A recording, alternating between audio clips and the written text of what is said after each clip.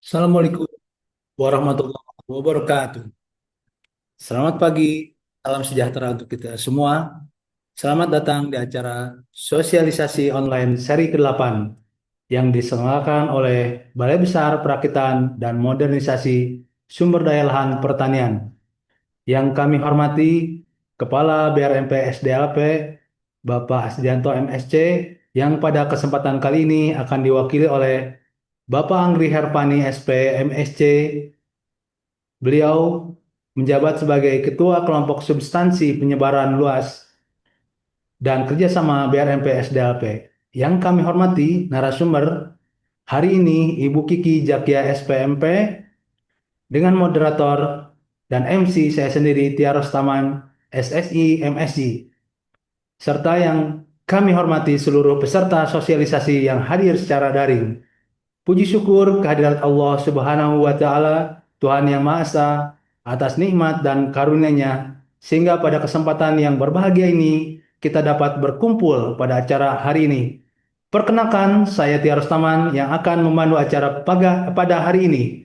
Sebelum acara kami mulai, mohon kesediaan Bapak Ibu yang berada di Zoom meeting untuk dapat mengonkan kamera dan nonaktifkan mikrofon secara selama acara berlangsung. Bapak dan Ibu yang kami hormati, pada pagi yang berbahagia ini, izinkan saya membacakan susunan acara BIMTEK sosialisasi hari ini. Yang pertama, pembukaan. Yang kedua, Halo parkir, menyanyikan lagu Indonesia Raya. boleh tidak terdengar? Yang ketiga, sambutan dari Kepala BRMP SDLP yang diwakili oleh Bapak Anggri Herpani SPMSC, Ketua Kelompok Substansi Penyebarluasan dan Kerjasama BRMP SDLP. Yang keempat, acara sosialisasi online dengan topik pembenah tanah untuk pertanian berkelanjutan. Yang kelima, diskusi dan penutup. Baik, hadirin yang berbahagia, demi kelancaran acara yang akan berlangsung pada hari ini, marilah kita buka dengan membaca basmalah. Bismillahirrahmanirrahim. Untuk meningkatkan rasa cinta kita kepada tanah air, mari kita bersama menyanyikan lagu Indonesia Raya. Hadirin dimohon berdiri.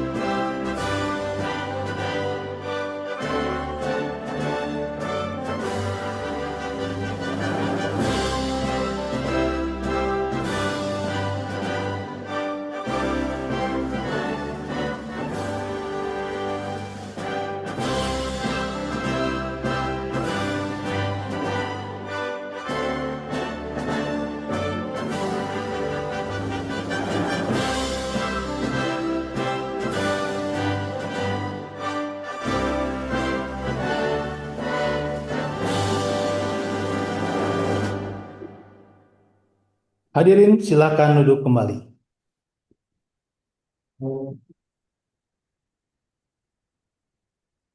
Bapak dan Ibu yang kami hormati, acara berikutnya adalah sambutan dari Bapak Anggri Herpani SPMSC, Ketua Kelompok Substansi Penyebarluasan dan Kerjasama BRMP SDLP.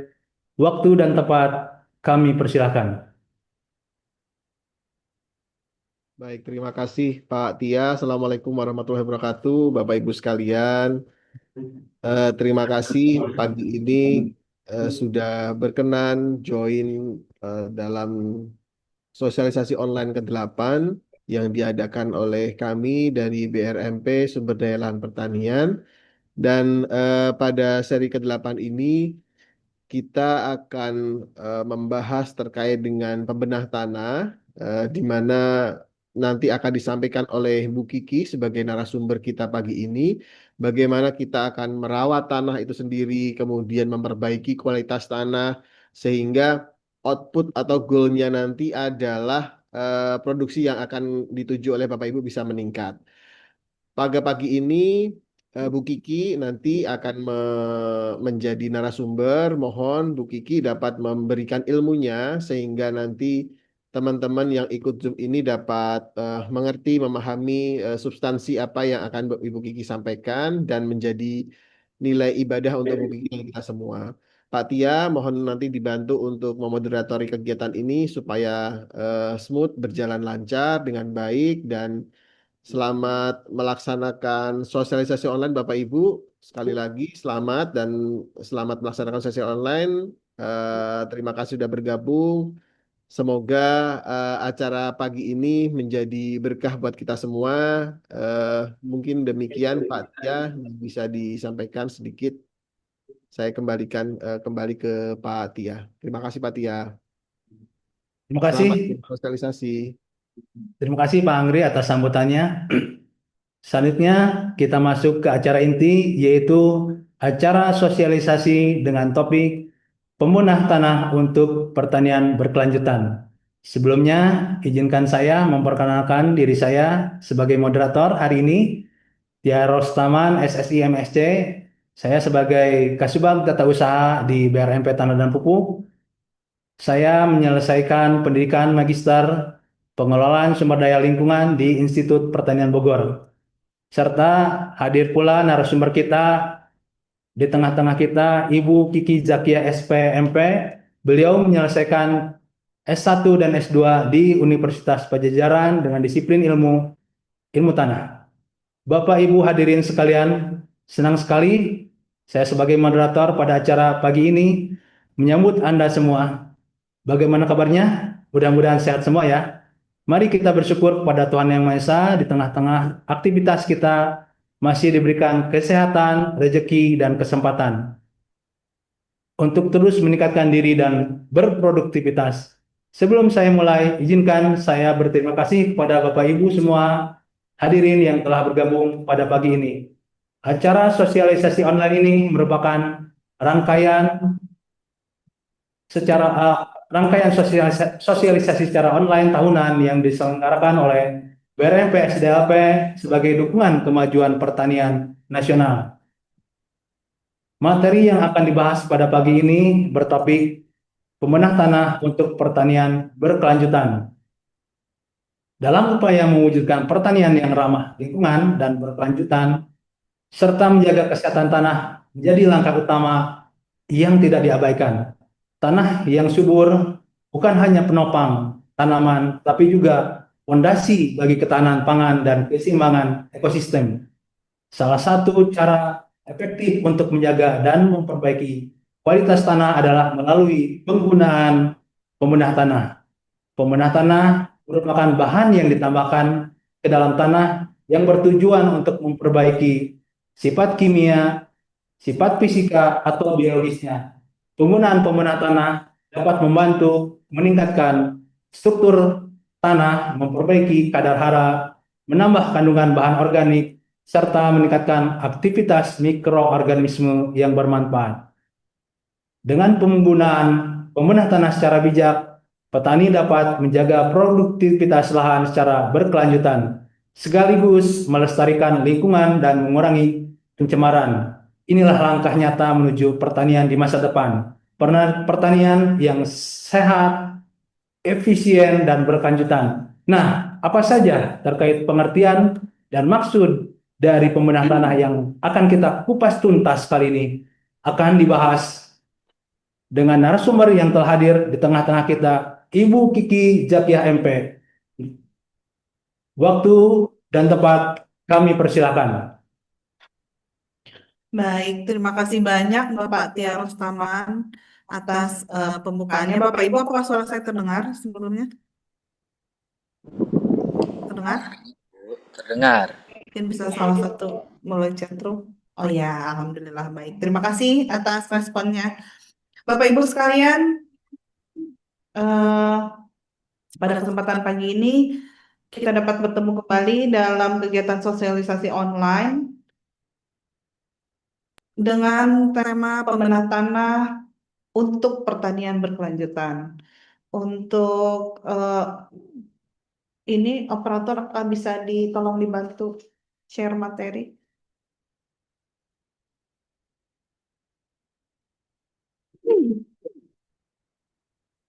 Baik Bapak Ibu sekalian, semoga sudah jelas terlihat ya di layar bahan tayangnya.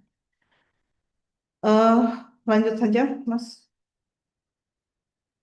Nah, Bapak Ibu sekalian, bila melihat gambar ini, apa yang terlihat? Apa yang ada di benak Bapak Ibu sekalian? Tanah dengan kondisi seperti ini. Warnanya keabuan, berwarna terang. Kemudian kalau kita lihat ini yang bawah, ini tanahnya mengalami pecah string ya. Jadi, nah ada yang merespon kurang air. Baik, terima kasih betul. Jadi ada tanah yang shrink and swell, apa mengembang bila terkena basah dan mengkerut bila terjadi kekeringan seperti yang di bawah, pecah gitu kan. Artinya apa di sini? Berarti menandakan ini tuh sebagai indikator kan kondisi tanah itu kondisi fisik dari tanah itu sebetulnya sebagai indikator juga dari kesehatan atau kualitas tanah tersebut. Dari gambaran seperti ini saja kita sudah lihat produktivitas tanah tersebut bisa dilihat kurang atau kurang di bawah dari tanah yang berwarna lebih gelap karena semakin gelap tanah indikatornya berarti semakin banyak bahan organiknya biasanya semakin subur korelasinya seperti itu. Silakan dilanjut, Mas. Nah, ketika melihat gambar yang tadi, apa yang harus diperbaiki sebetulnya? Itu kan menjadi pertanyaannya. Baik Bapak Ibu sekalian, melalui BIMTEK atau sosialisasi online saat ini, kita akan membahas perbaikan-perbaikan dari tanah-tanah yang tadi diperlihatkan. Jadi yang kita akan bahas adalah pembenah tanah sebagai perbaikan kualitas tanah. Jadi apa yang harus kita lakukan untuk mengantisipasi atau memperbaiki kondisi tanah yang tadi, yaitu perbaikan kualitas tanah yang merupakan upaya untuk meningkatkan kondisi fisik, kimia, dan biologi tanah agar lebih produktif, sehat, dan berkelanjutan dalam mendukung pertumbuhan tanaman. Nah, bagaimana perbaikan kualitas tanah ini gitu? Salah satunya dengan pemenah tanah yang akan kita kupas hari ini. Pemenah tanah, pertanyaannya adalah pemenah tanah ini apakah sama dengan pupuk? Mungkin ini saya yakin Bapak Ibu sekalian yang ada di Zoom meeting saat ini merupakan expertnya di bidang pertanian. Ada dari PPL, ada dari peneliti, mungkin ada dari akademisi, dan kita semua, saya yakin kita semua adalah masyarakat-masyarakat atau bidang pertanian yang sudah sama-sama paham. Jadi izinkan saya hari ini untuk berbagi, bukan berarti ilmu saya lebih baik dibanding Bapak Ibu sekalian. Nah, mungkin juga sudah banyak yang mengetahui perbedaan tanah dan pupuk itu apa. Kita sedikit merefresh bahwa pembenah tanah dan pupuk ini berbeda gitu.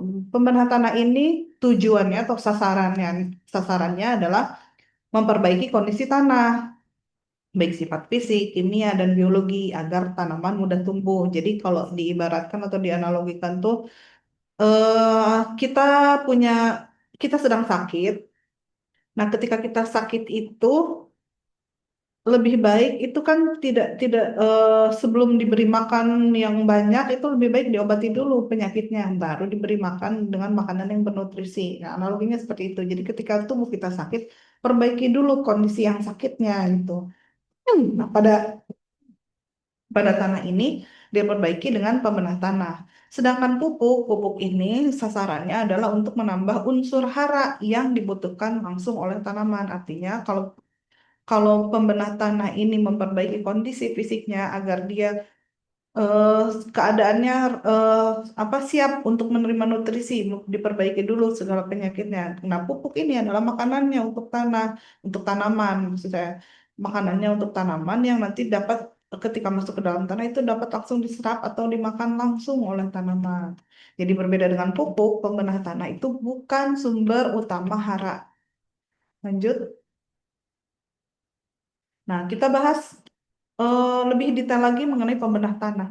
Jadi Bapak Ibu sekalian, pada kesempatan ini merupakan kesempatan yang baik juga bagi kami di Kementerian Pertanian untuk memberitahukan bahwa SNI eh, pengelompokan dan terminologi bahan penyubur tanah dan tanaman ini sudah diperbarui. Jadi ini merupakan SNI yang revisi ya.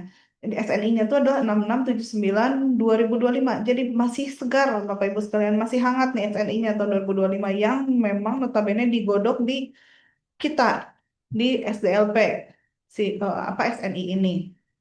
Jadi baru terbit 2025. Salah satu pengelompokan dan terminologi bahan penyubur tanah ini adalah pembenah tanah di dalamnya. Jadi Bapak Ibu sekalian, ketika kita mencari definisi atau kita mencari acuan, bila ada permentan kita ikut permentan. Kemudian bila ada peraturan yang lebih tinggi seperti SNI ya kita akan mengikuti peraturan yang lebih tingginya yaitu SNI. Karena SNI adalah sudah standar nasional Indonesia paling tertinggi. Nah, menurut SNI 6679 yang baru saja terbit ini, pemenang tanah adalah bahan-bahan anorganik, organik, hayati, dan bahan lainnya berbentuk padat atau cair yang mampu memperbaiki sifat fisik, kimia, dan atau biologi tanah. Jadi bisa dan atau memperbaiki sifat biologi tanah. Jadi mungkin kita sering terkecoh juga antara kalau bentuknya cair itu belum tentu semua adalah pupuk cair. Bisa jadi cair itu pembenah tanah juga ada yang dalam bentuk cair gitu. Jadi bentuknya itu bisa padat, bisa cair, kemudian bahannya pun bisa anorganik, bisa organik, bahkan bisa hayati gitu. Nanti selebihnya akan kita kupas. Selanjutnya. Nah, Bapak Ibu sekalian, peran pembenah tanah. Jadi apa sih peran pemenang tanah itu sebetulnya lebih detailnya lagi? Pertama, perbaikan sifat fisik tanah. Salah satunya adalah meningkatkan struktur tanah sehingga lebih gembur dan tidak mudah memadat. Jadi seperti yang gambar tadi di awal visualnya. Ketika tanah kekurangan air, kekurangan bahan soil conditioner gitu, pelembab tanah, maka tanah tersebut akan kering dan mudah mengalami kompaksi atau pemadatan begitu. Akibatnya apa? Kalau tanah mengalami pemadatan ya hubungannya nanti dengan perakaran tanaman. Perakaran tanaman akan sulit untuk menembus akar dan tidak dapat berkembang dengan baik gitu. Akibatnya lagi apa? Ketika perakaran tanaman tidak dapat tumbuh dengan baik, ya dia juga kemampuan dia untuk menyerap nutrisi juga akan berkurang gitu. Kemudian yang kedua, memperbaiki porositas dan aerasi tanah sehingga akar tanaman dapat tumbuh lebih baik. Nah, itu tadi masih menyambung. Porositas itu adalah ruang-ruang pori tanah, kemudian aerasi tanah juga udara. Jadi tanah itu yang tanah kita anggap seperti benda padat, kita lihat seperti benda padat itu sebetulnya kan terdiri dari bahan padatan, udara dan bahkan ada airnya, fraksi airnya gitu. Jadi bukan semata-mata bahan padatan. Nah, ketika porositas tanah dan aerasi tanah artinya tanah mudah melalui air, tanah mudah melalukan air, tanah mudah melalukan udara. Itu kan artinya akar juga akan mudah bernafas dan berkembang. Kemudian meningkatkan daya ikat air sehingga tanah mampu menahan ketersediaan air lebih lama. Jadi bukan hanya nutrisi, ketika akar berkembang dengan baik, dia juga dapat menahan air lebih lama gitu. Jadi ketika terjadi cekaman air, dia masih punya kemampuan untuk mengikat air. Kemudian peran pembenah tanah yang kedua itu berhubungan dengan perbaikan sifat biologi tanah. Jadi pembenah tanah ini mampu juga menyediakan unsur hara baik makro maupun mikro bagi tanaman. Namun perlu diingat bahwa pembenah tanah atau salah satunya pupuk pembenah tanah dan pupuk organik itu dia dapat menyediakan hara dalam jumlah yang terbatas, tidak seperti dengan pupuk anorganik gitu. Jadi meskipun misalnya kita ambil salah satu contoh kompos, kompos itu dapat dia dimasukkan ke dalam kategori pupuk organik dan juga pembenah tanah karena fungsinya adalah selain dia menambah unsur hara, fungsi dia sebagai pupuk organik dia menambah unsur hara. Tapi fungsi dia sebagai pembenah tanah adalah karena eh, kompos itu dapat memantapkan agregat, menambah karbon bagi tanah gitu. Jadi eh, dia juga pembenah tanah ini mampu sebagai beberapa pembenah tanah mampu meningkatkan unsur hara makro maupun mikro meskipun tidak sebanyak fungsi dari pupuk. Nah, kemudian perbaikan sifat biologi yang kedua meningkatkan pH tanah pada lahan masam melalui penetralan asam. Nah, jadi eh, beberapa mikroorganisme juga dapat ada yang berfungsi untuk menetralkan asam. Kemudian mengurangi kelarutan unsur beracun, misalnya Al, Fe, Mn yang berlebih pada tanaman.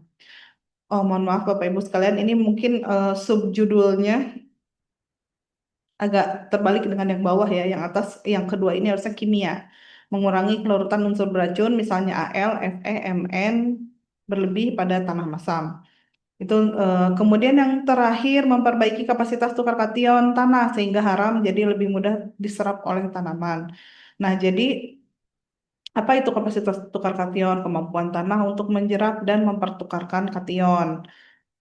Eh, apa sebenarnya maknanya ketika tanah mampu menjerap atau mengikat unsur hara dan bukan hanya mengikat atau menjerap tapi dia juga mampu mempertukarkan unsur hara tersebut, artinya dia aktif bekerja, artinya dia tanda indikator suatu kesuburan tanah gitu. Nah, beberapa fungsi pembenah tanah itu adalah salah satunya untuk meningkatkan pH, untuk meningkatkan KTK gitu. Jadi itu perbaikan sifat kimia. Nah, ini yang nomor tiga judulnya tertukar dengan nomor dua.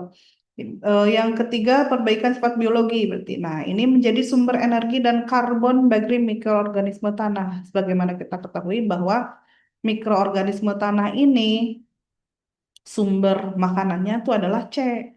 Dari mana mereka mendapatkan karbonnya? Ya salah satunya dari pembenah tanah gitu.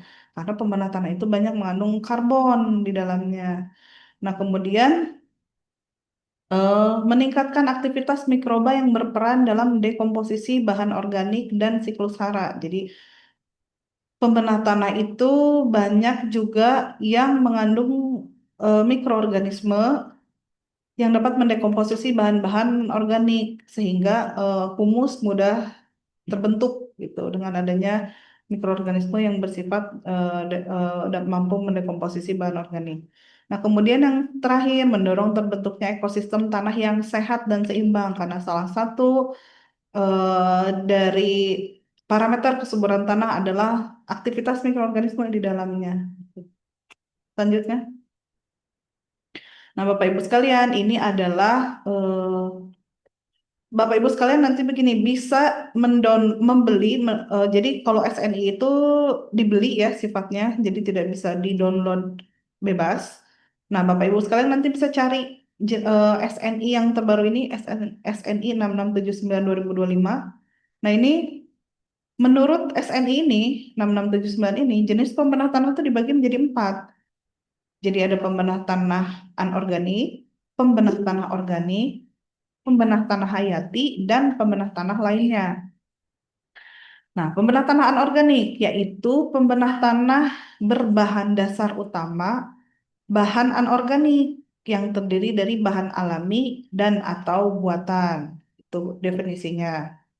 Kemudian pembenah tanah organik yaitu pembenah tanah berbahan dasar utama bahan organik seperti tumbuhan mati, kotoran hewan dan atau bagian hewan dan atau limbah organik lainnya berbentuk padat atau cair, kemudian dapat diperkaya dengan mineral dan atau mikroba yang bermanfaat untuk memperbaiki sifat fisik, kimia, dan biologi tanah. Jadi, mikroorganisme itu bisa juga ditambahkan ke dalam pembenah tanah organik tersebut, gitu. Jadi untuk mendukung, makanya pupuk juga kan sama, ada pupuk organik dan ada pupuk organik yang diperkaya. Artinya diperkaya ini adalah diperkaya dengan mikroorganisme. Sama dengan pembenah tanah juga bisa diperkaya dengan mikroorganisme. Kemudian yang ketiga adalah pembenah tanah hayati, yaitu pembenah tanah yang terdiri atas mikroorganisme tunggal dan atau majemuk yang berfungsi untuk humifikasi, mikroagregasi, meningkatkan keanekaragaman dan aktivitas mikroorganisme tanah. Jadi ini sesuai dengan peran dari si peran pembenah tanah bagi perbaikan sifat biologi tanah. Kemudian selanjutnya yang keempat adalah pembenah tanah lainnya yang tidak dikategorikan ke dalam anorganik, organik maupun hayati. Definisinya adalah pembenah tanah yang berbahan campuran organik dan atau anorganik dan atau hayati serta yang berbahan baku limbah non bahan berbahaya dan beracun atau B3 terdaftar. Nah, Bapak Ibu mungkin kalau melihat definisi seperti ini mungkin agak masih agak sulit untuk dipahami gitu. Kalau hanya melihat dari deskripsi seperti ini, nanti kita lihat contoh-contohnya seperti apa dari masing-masing kategori ini. Lanjut. Nah, ini contoh pembenah tanah anorganik alami. Ini juga semuanya ada di dalam SNI tersebut, Bapak Ibu sekalian. Jadi contohnya apa? Dari kiri ke kanan itu ada dolomit, kemudian ada kapur, kemudian ada zeolit dan ada gipsum. Jadi ini ternyata dolomit, kapur, zeolit, gipsum itu masuknya adalah pembenah tanah anorganik alami. Itu karena alami ya karena kapur kan memang ada tersedia di alam. Pegunungan kapur, misalnya kita di Padalarang atau di mana di Jawa Tengah. Kemudian di sini ada dolomit dan kapur, tentu Bapak Ibu sekalian sudah paham perbedaannya. Dolomit itu CaMg, jadi selain mengandung komponen utamanya kalsium atau Ca juga ada magnesium. Sedangkan kapur komponen utamanya adalah Ca, bukan. Kemudian zeolit. Nah, zeolit ini sudah banyak pengembangannya. Jadi selain untuk pembenah tanah, zeolit juga sering dijadikan media untuk perbanyakan mikroorganisme. Kemudian zeolit juga sering digunakan untuk media tanam, misalnya untuk yang soilless, jadi tanpa media tanam, tanpa menggunakan tanah. Mengapa bisa dijadikan media tanam dan sebagainya? Karena mohon maaf Bapak Ibu sekalian, karena zeolit sendiri ini mengandung sejumlah unsur-unsur hara, terutama yang apa basa, bersifat basa gitu. Jadi seperti Ca, Mg, kalium, natrium gitu kan. Nah, jadi makanya zeolit juga sering digunakan untuk meningkatkan eh, untuk menaikkan pH tanah yang masam gitu. Kemudian ya kebanyakan dolomit, kapur, zeolit dan gipsum ini fungsinya untuk meningkatkan pH tanah, betulnya untuk digunakan pada tanah-tanah yang masam. Lanjut. Nah, kemudian selanjutnya ada contoh pembenah tanah anorganik tapi buatan. Nah, ini juga mungkin sudah banyak ya, beberapa sudah banyak tersedia di pasaran. Ada hidrostok, kemudian ada hidrogel, hidrostok, hidrogel, dan bitumen. Nah, ini kalau sekarang sudah banyak kan budidaya untuk misalnya terutama banyak digunakan untuk tanaman-tanaman hias itu hydrostock hydrogel itu terutama hydrogel. Nah, itu banyak digunakan untuk di pot-pot seperti ini di contohnya di pot untuk di meja misalnya kan. Itu biasanya ditambah lagi bisa direndam dengan air nutrisi hara dan sebagainya. Nah, ini kegunaannya adalah untuk menyimpan air. Untuk menyimpan air, kemudian praktis dan reusable. Jadi untuk estetika ini biasanya media tanam hydrogel ini lebih banyak digunakan. Kemudian selanjutnya,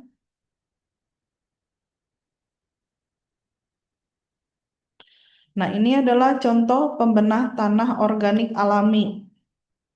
Jadi ada kompos. Kompos ini tidak terbatas ya Bapak Ibu sekalian. Jadi bisa dibuat dari bahan limbah domestik atau limbah rumah tangga. Seperti ini contohnya. Dari sisa-sisa apa sayuran, sisa tanah, sisa apa sampah rumah tangga domestik seperti cangkang telur, kemudian eh, dari sisa-sisa sayuran dan sebagainya itu kita bisa komposkan. Nah, Bapak Ibu sekalian juga kompos ini merupakan salah satu pupuk yang mudah untuk dipraktekkan gitu. Jadi bisa berfungsi sebagai pembenah tanah juga tadi seperti yang saya katakan juga bisa berfungsi sebagai pupuk organik. Nah, eh, kita bisa membuat kompos ini dalam skala rumah tangga gitu. Jadi dalam skala kecil bisa dengan menggunakan apa limbah-limbah yang ada di sekitar kita. Kalau Bapak Ibu sekalian misalnya bingung untuk karena kompos ini kan harus terdekomposisi. Jadi si sampah-sampah ini bagaimana caranya agar dia dimatangkan, dibusukkan agar dia menjadi humus gitu. Ya, kalau misalnya bingung dengan apa dekomposernya bisa membeli di pasaran seperti yang sudah lazim banyak digunakan seperti EM4 itu kan terdiri dari efektif mikroorganisme. Ada 4 mikroorganisme terutama dekomposer yang dapat membantu mempercepat pengomposan. Nah, itu bisa juga dipraktekkan. Dan kompos juga kan bisa aerob, bisa anaerob gitu ininya pembuatannya. Kemudian yang selanjutnya di sebelahnya adalah pupuk kandang. Ini juga macam-macam. Ada bisa pupuk kandang sapi, pupuk kandang ayam, biasanya kan yang sering banyak digunakan kambing dan sebagainya. Nah, kadang ada beberapa terminologi yang membedakan antara pupuk kandang dengan kohe. Di mana kohe itu didefinisikan sebagai kotoran dari hewan tersebut. Sedangkan pupuk kandang adalah kotoran yang bercampur dengan alas kandangnya biasanya. Nah, jadi kayak seperti misalnya ayam, kotoran ayam, kohe ayam, itu kan ada yang murni kotoran ayam atau kohe, kotoran hewan, dan kalau pupuk kandang itu berarti dengan alas yang termasuk misalnya biar ada jerami-jeraminya, sebagainya. Nah, itu dikomposkan menjadi pupuk kandang. Nah, pupuk kandang sendiri ada termasuk kelinci juga itu dapat menjadi pupuk kandang. Nah, itu masing-masing pupuk kandang itu ada eh, kelebihan dan kekurangannya masing-masing. Jadi bukan ke ini. Jadi kalau kita urutkan nutrisinya itu berbeda. Misalnya seperti N. N itu lebih banyak pada urin kelinci misalnya kemudian kotoran ayam dibanding dengan kotoran sapi seperti itu. Nah, jadi eh, akan kandungan unsur haranya itu biasanya berbeda. Gitu. Kemudian yang di sebelahnya lagi itu adalah pupuk hijau. Nah, ini contohnya misalnya azola. Ini sering banyak kita kita lihat, misalnya kita melihat seringnya di sawah-sawah. Di atas sawah itu biasanya kalau di atas genangan air sawah tuh tumbuh azola. Nah, azola ini dapat dijadikan sebagai pupuk hijau.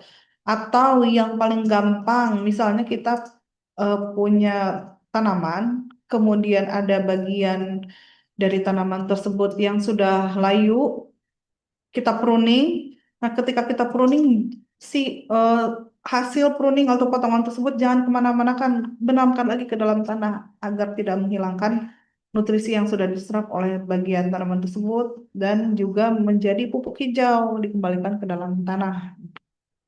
Azolla sendiri ini biasanya banyak mengandung nitrogen, gitu. Kemudian selanjutnya. Nah, Bapak Ibu sekalian, ada lagi pembenah tanah organik buatan. Contohnya adalah biochar.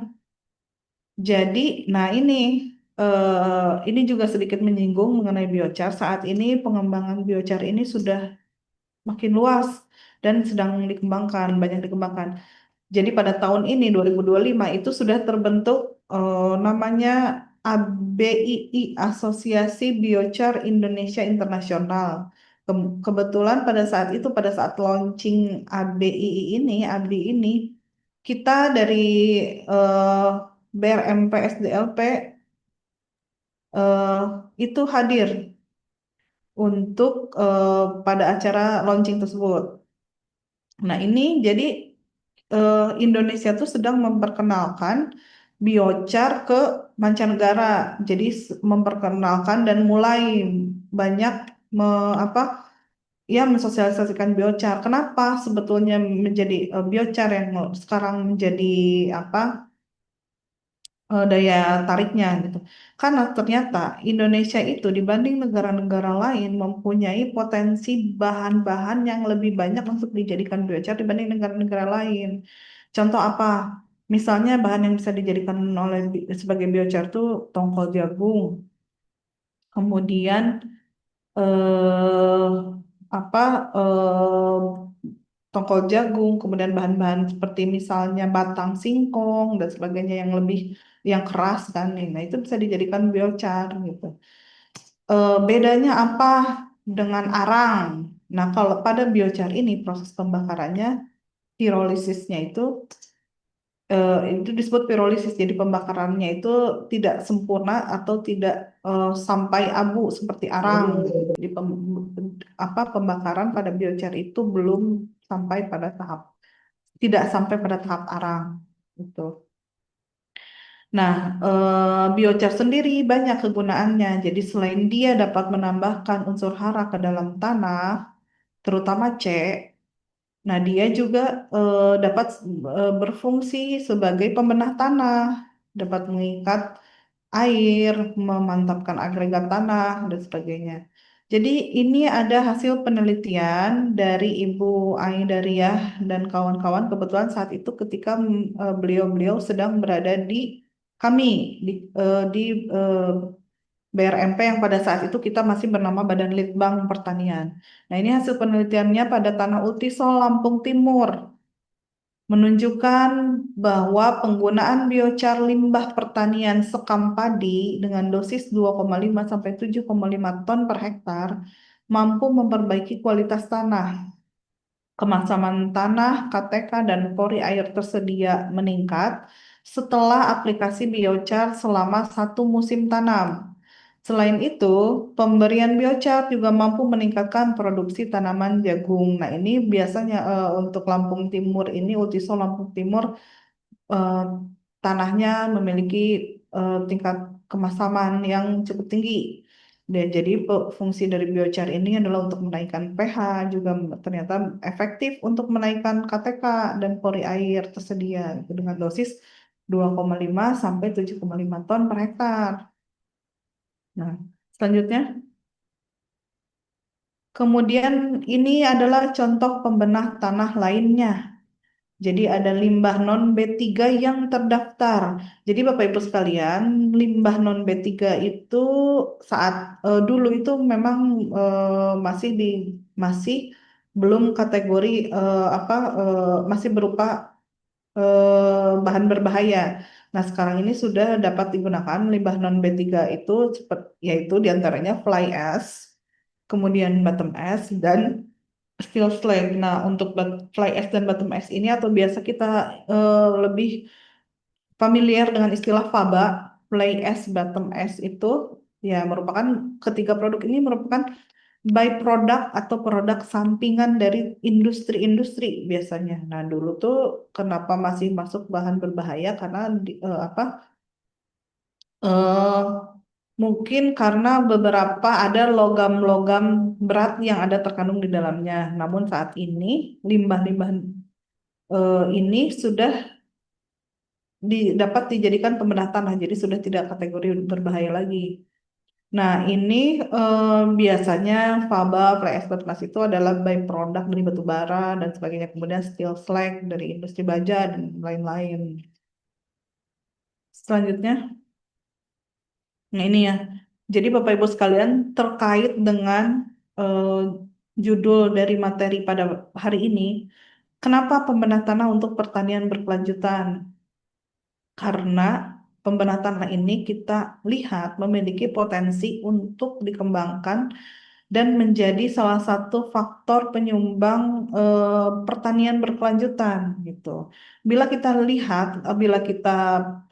apa kita rinci dari satu persatu, dari aspek lingkungan, dari aspek ekonomi dan aspek sosial, ini juga ada perannya. Nah, misalnya kita aspek lingkungan, peran pembenah tanah itu dari segi lingkungan dia bisa memperbaiki struktur tanah, mencegah degradasi atau penurunan tingkat produktivitas tanah, kemudian dia meningkatkan kandungan C organik tanah, mengurangi pencemaran dari pupuk kimia. Jadi ketika kita memberikan pupuk kimia pada suatu tanah secara terus-menerus tanpa adanya rotasi, tanpa adanya pembelian bahan organik, tentu tanah juga akan menjadi memadat, kemudian akan jenuh dan sampai pada tahap ya tanaman itu tidak dapat lagi menyerap nutrisi tanaman gitu kan. Kemudian, nah itu fungsinya disinilah peran si pembenah tanah ini gitu. Kemudian meningkatkan penyerapan karbon atau carbon sequestration. Nah, ini juga sekarang sudah mulai banyak diperbincangkan mengenai karbon ini karena ya faktor emisi dari tanah pertanian dari pertanian ini cukup tinggi juga untuk menyumbangkan emisi gas rumah kaca. Jadi seperti misalnya termasuk peternakan, seperti kan unsur-unsur yang gas rumah kaca tuh CO2 misalnya NH4. Nah, itu di mana gas-gas itu juga ada sebetulnya dari bidang pertanian gitu. Jadi fungsi dari pemenah tanah ini adalah salah satunya untuk meningkatkan cadangan karbon pada tanah tersebut, pada lahan, pada tanah gitu. Karena ya seperti biochar misalnya, dia kandungan C-nya kan tinggi. Jadi dia secara tidak langsung dia juga ketika kita berikan ke dalam tanah itu juga akan meningkatkan karbon sekuestrasi atau penyimpanan karbon atau serapan karbon di dalam tanah gitu. Jadi semakin kecil tingkat emisinya.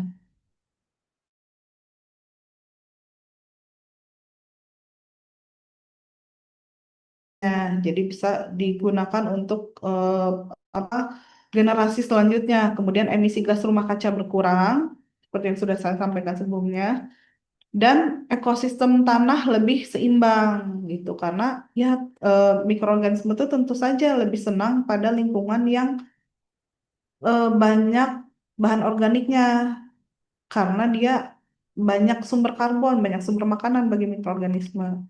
Itu dari aspek lingkungan. Sekarang kita bahas dari aspek ekonomi. Peran pemerintah tanah ini dia dapat mengurangi biaya pupuk kimia. Jadi meskipun kita tidak bisa eh, melepaskan diri dari pupuk sejauh ini untuk meningkatkan produktivitas itu memang kita belum bisa melepaskan sepenuhnya dari pupuk anorganik.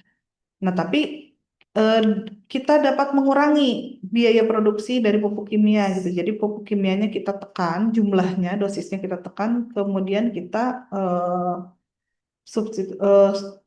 substitusikan dengan pupuk eh, organik dan pembenah tanah. Jadi mengurangi biaya produksi pupuk kimia. Kemudian meningkatkan efisiensi penggunaan input,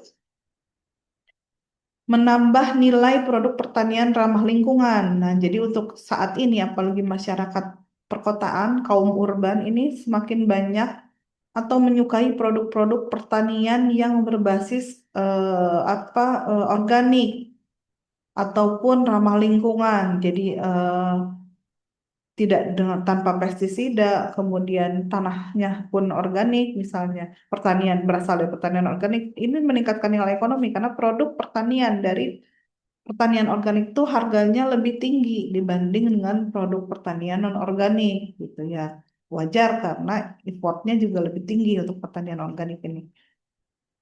Kemudian membuka peluang usaha pembenah tanah lokal. Contohnya kompos, biochar, pupuk hayati. Jadi Bapak Ibu sekalian seperti yang sudah saya sampaikan tadi, Bapak Ibu sekalian pun ketika ingin membuat suatu pupuk misalnya skala rumahan atau misalnya untuk bahkan sampai produk skala nasional untuk diproduksikan dalam upscale jumlah luas untuk komersil misalnya itu bisa, asal Jadi ada beberapa syarat yang harus dipenuhi. Kalau misalnya itu untuk pengembangan sendiri, untuk pengembangan dalam kabupaten itu kita tidak perlu mendaftarkan pupuk tersebut. Tidak perlu sampling pupuknya itu dengan menggunakan PPC. Ini salah satu ahlinya PPC ini adalah Bapak Tia Rastaman, moderator kita. Nanti juga bisa kalau ada yang ingin ditanyakan. Nah, jadi tapi untuk yang upscaling itu untuk yang misalnya untuk produksi yang apa skala yang lebih luas itu tentu pupuk yang kita buat itu harus lulus uji mutu. Uji mutu itu apa ya itu ada permentannya kan. Jadi untuk pupuk anorganik ada SNI-nya. Eh, Organik juga sekarang sudah ada. Jadi ada syarat nilai apa nilai minimum yang harus dipenuhi dari pupuk yang kita buat itu.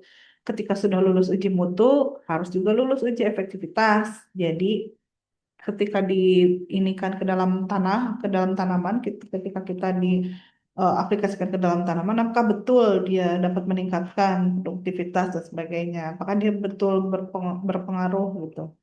Nah, itu harus lulus uji mutu, uji efektivitas kalau untuk skala komersil. Tapi kalau untuk skala pribadi ya kita bisa apa misalnya apa coba-coba sendiri itu bisa dan kami di BRMP SDLP yaitu khususnya di BRMP Tanah dan Pupuk itu sudah membuat buku mengenai apa pembuatan pupuk berbahan baku lokal. Nah, itu bisa diakses di webnya. Itu bukunya dapat di-download juga secara gratis. Itu kita bisa misalnya kita punya bahan apa menyesuaikan tongkol pisang apa eh, pisang, kemudian misalnya limbah domestik dan sebagainya itu ada. Jadi bagaimana proses pembuatannya gitu. Nah, dampak jangka panjangnya dari segi ekonomi adalah produktivitas pertanian meningkat. Kemudian pendapatan petani lebih stabil dan kemandirian petani juga meningkat. Jadi petani itu tidak tergantung oleh pupuk-pupuk anorganik maksud saya. Sedangkan harga pupuk anorganik pun makin hari makin tinggi gitu kan. Ketika petani sudah mandiri, sudah mampu membuat pupuk sendiri, ber, apa eh, dia bisa menguji cobakan, misalnya dia berkreasi dengan membuat pupuk sendiri itu tentu saja akan menjadi lebih mandiri gitu dan menekan nilai produksi bagi mereka sendiri. Dan kemudian efek jangka panjangnya juga dari segi ekonomi, ketika suatu negara pertaniannya sudah maju gitu, termasuk petaninya sudah maju, sudah modern, itu tentu saja kan akan menambah nilai jual untuk negara lain, ke negara lain di mata dunia internasional gitu kan. Sehingga produk-produk yang dihasilkan juga memiliki nilai ekonomi yang lebih tinggi gitu dibandingkan dengan yang apa tanpa tanpa adanya improvement gitu. Ya contohnya kita bisa lihat sendiri misalnya karet lah misalnya. Karet Indonesia ini sekarang ternyata kualitasnya misalnya lebih rendah dibanding karet dari Vietnam atau mana misalnya. Jadi ketika kita ditelusuri apa sih yang menjadi pembeda kenapa harganya lebih rendah? Ya ternyata itu misalnya dari eh, pasca panennya. Jadi apa sih pada saat menyadap tuh kurang bersih jadi banyak ada kotoran-kotoran yang terbawa ke dalam karetnya gitu ke dalam getahnya. Nah, itu juga kan salah satu bagaimana kita mentreatment pertanian kita tuh akan nantinya akan menjadi proyeksi ke depannya gitu bagaimana menjadi nilai ekonomi yang lebih tinggi ketika kita sudah menerapkan best management practice gitu kan pertanian yang sudah sesuai ramah lingkungan dan sebagainya tentu nilai jualnya juga menjadi lebih tinggi gitu. Kemudian dari aspek sosial peran pemerintah tanah itu memberikan teknologi ramah lingkungan bagi petani, kemudian mengurangi ketergantungan pada pupuk impor dan mendukung kebijakan pertanian berkelanjutan organik atau biasanya kita sebut pertanian pertanian regeneratif. Jadi dari segi sosial yaitu salah satunya juga kita tuh masih tergantung dari pupuk-pupuk impor sebetulnya, terutama untuk pupuk yang bahan bakunya tuh tidak ada di Indonesia. Contoh misalnya kalium. Kan kita tuh mineral yang mengandung kalium itu tidak banyak kalau di Indonesia gitu. Jadi selama ini untuk pupuk kalium sendiri kita masih banyak dari produk-produk impor. Sedangkan produk impor pupuk itu sudah membanjiri ke Indonesia tuh dari berbagai negara. Kita saja di misalnya di BRMP Tanah dan Pupuk itu sudah menguji berbagai pupuk itu termasuk di antaranya adalah pupuk-pupuk impor yang dari negara-negara lain. Ada misalnya dari China, dari Korea, dari Maroko dan sebagainya gitu. Nah, kemudian efek jangka panjangnya dari segi sosial itu adalah peningkatan kesadaran petani terhadap kesehatan tanah, terbentuknya komunitas pertanian berkelanjutan, dan kontribusi pada ketahanan pangan nasional. Nah, jadi dari segi sosial juga bisa adanya, nah ini juga untuk terbentuknya komunitas pertanian berkelanjutan ini menjadi penting karena beberapa negara lain tuh sudah ada yang mengembangkan komunitas-komunitas pertanian seperti ini. Eh, Contohnya kemarin misalnya kita baru menerima kunjungan dari delegasi Cina yang di mana mereka tuh sudah memiliki komunitas-komunitas seperti ini gitu, komunitas pertanian. Tapi ya tentu saja mereka tuh masih membuka peluang kerjasama dengan negara Indonesia. Seperti contoh misalnya bahan baku. Jadi misalnya kita ambil salah satu contoh kemarin tuh mereka memaparkan bahwa mereka tuh memproduksi jamur. Nah, masalahnya mereka untuk memproduksi jamur ini adalah bahan untuk lognya atau media jamurnya itu terbatas. Ternyata mereka membutuhkan sekam dalam jumlah tinggi, kemudian membutuhkan beberapa bahan kotoran ayam, dan itu yang bahan tersebut notabene susah didapatkan di negaranya sendiri di China. Makanya mereka membuka peluang kerjasama dengan negara Indonesia. Itu salah satu bentuk-bentuk dampak jangka panjangnya gitu. Jadi bagaimana, tapi sih tentu saja bukan hanya Indonesia yang mampu menyediakan misalnya limbah sekam dan pupuk kandang ayam tersebut, kohe ayam tersebut. Bagaimana caranya kita bisa bersaing dengan negara lain sehingga produk-produk yang eh, kita punya itu memiliki kualitas yang lebih baik gitu. Nah, efek yang goal utamanya yaitu kontribusi pada ketahanan pangan nasional. Jadi ketika kondisi tanahnya itu adalah produksinya tinggi atau produktivitas tanahnya meningkat, ya otomatis dia akan mampu untuk menjaga ketahanan pangan. Jadi dia ibaratnya gini, tanah dengan kondisi yang tidak sehat itu hanya mampu berumur 5 tahun, sedangkan tanah dengan kondisi sehat itu bisa berumur 50 tahun misalnya. Jadi otomatis ketahanan pangan juga akan lebih terjaga ketika tanahnya sehat. Selanjutnya. Nah, Bapak Ibu sekalian, ini hasil rekap beberapa, ini hanya sebagian kecil saja, rekapitulasi contoh implementasi nyata pembenah tanah yang sudah banyak dikembangkan atau diaplikasikan di lingkup masyarakat. Nah, contoh misalnya ini, dolomit atau kapur pertanian. Lahan sasarannya itu adalah tentu saja tanah-tanah masam, seperti yang sudah saya jelaskan tadi, dengan pH rendah. Lahan rawa. Lahan rawa juga biasanya itu memiliki tingkat kemasaman yang tinggi. Jadi pH-nya itu rendah, 5, 4, dan sebagainya. Tanah ultisol atau ultimate soil, tanah yang mengalami pelabukan lanjut, itu biasanya memiliki nilai kemasaman yang tinggi juga. Oxisol juga, oxic soil sama dengan ultisol, dia juga memiliki tingkat kemasaman yang tinggi. Nah, tujuannya adalah untuk menaikkan pH tanah, mengurangi toksisitas Al dan Fe karena pada saat kondisi tanah itu masam, biasanya unsur-unsur seperti Al dan Fe ini dia sangat banyak, di mana Al dan Fe ini adalah salah satu unsur yang menyumbang kemasaman tanah. Nah, kemudian tujuannya adalah dia mengurangi toksisitas Al dan Fe, tapi dia juga menambah Ca dan Mg, di mana Ca dan Mg ini sebaliknya dari Al dan Fe. Ca dan Mg adalah unsur-unsur kation-kation yang dia kation-kation basa. Jadi dia dapat meningkatkan pH tanah, mengurangi kemasaman tanah.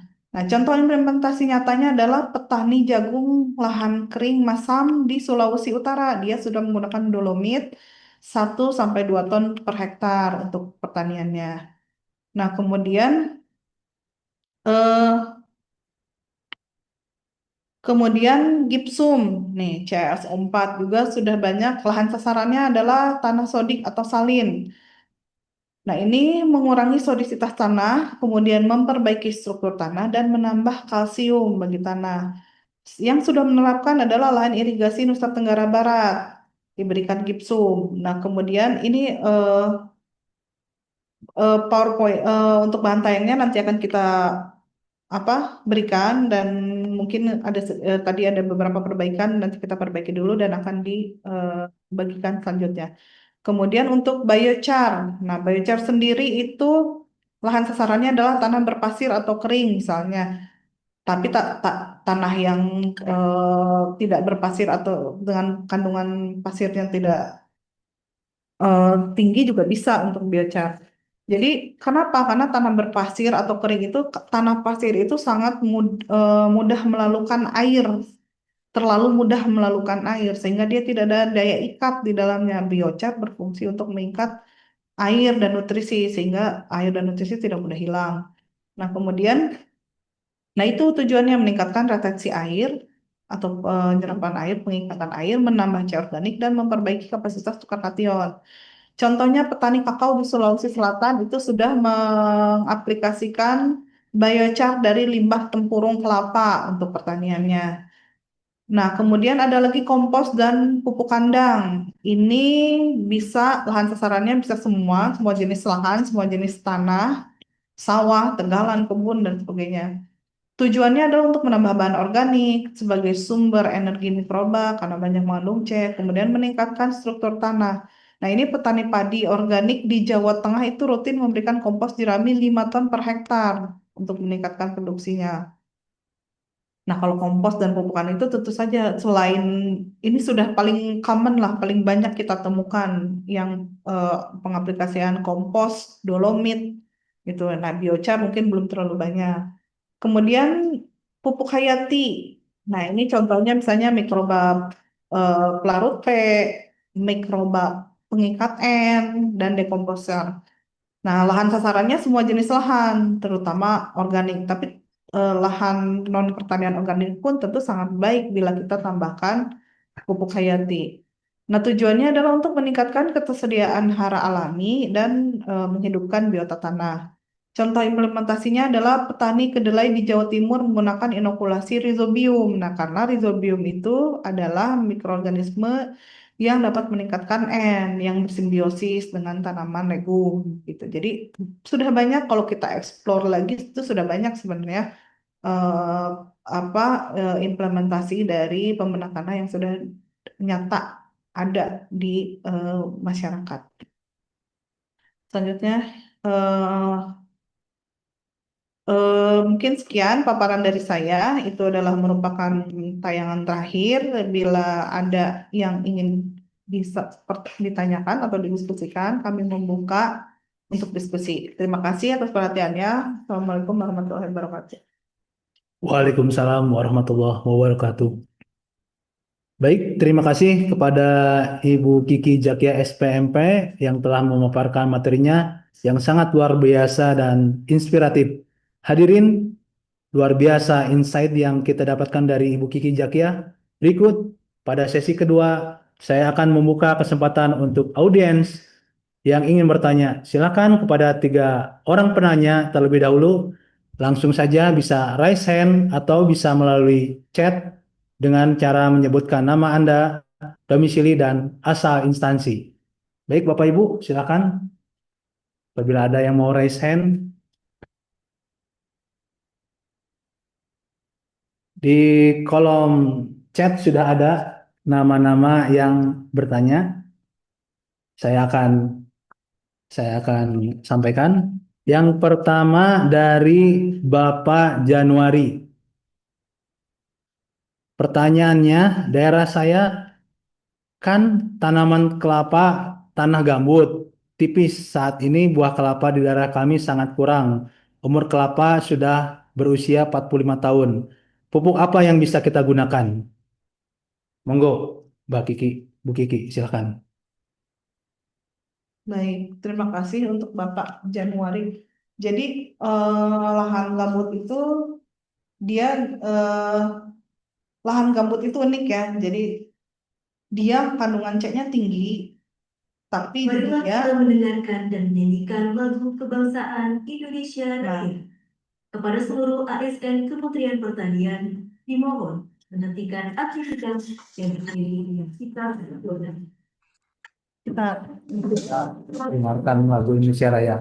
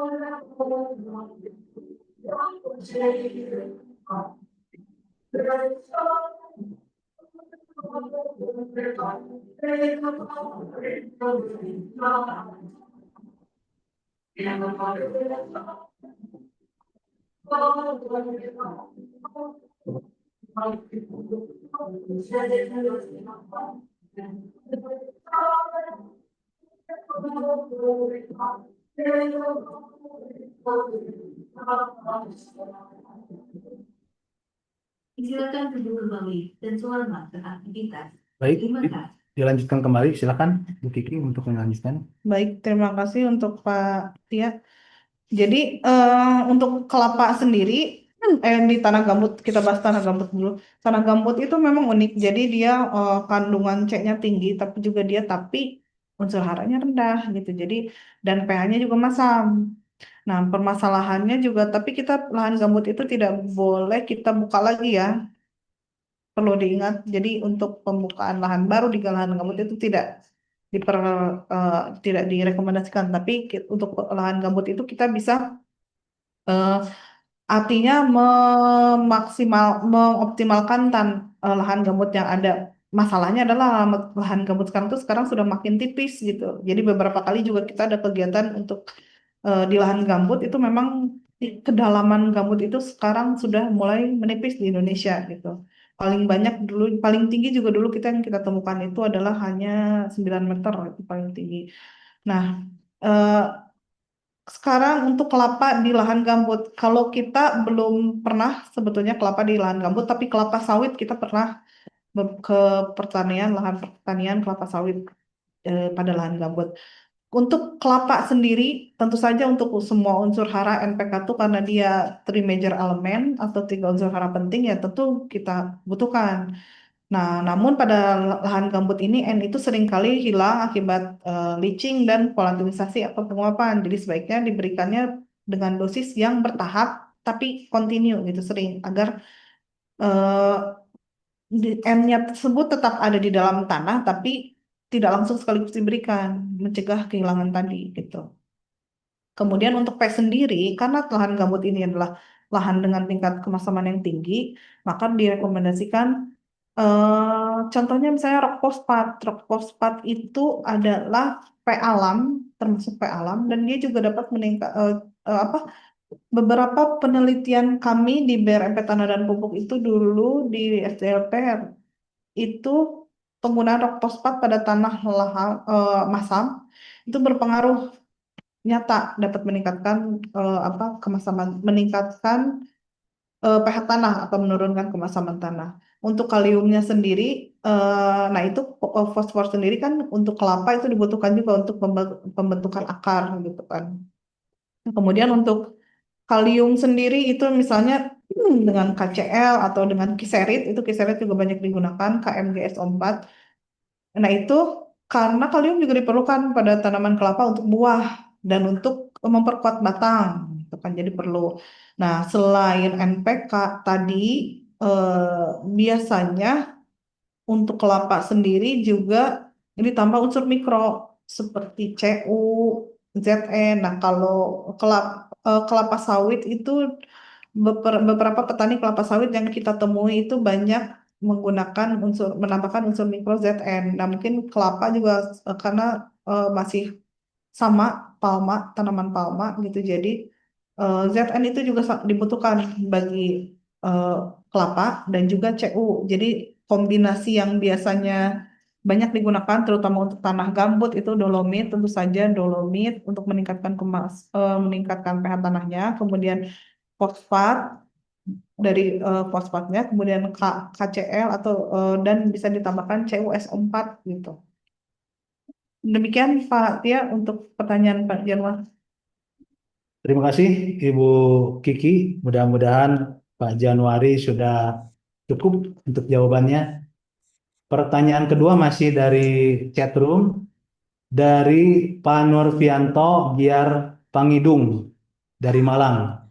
Pertanyaannya, bagaimana pemilihan bahan pembenah tanah khusus untuk tanah-tanah yang P-nya terfiksasi dengan mineral tanah, alofan dan imogolit di andisol, dan liat kaulinit di insektisol dan alpisol. Pertanyaan kedua, apakah pembenah tanah fly ash disarankan untuk lahan rawa dan sulfat masam, di mana kandungan Fe-nya cukup tinggi? Demikian, Bu.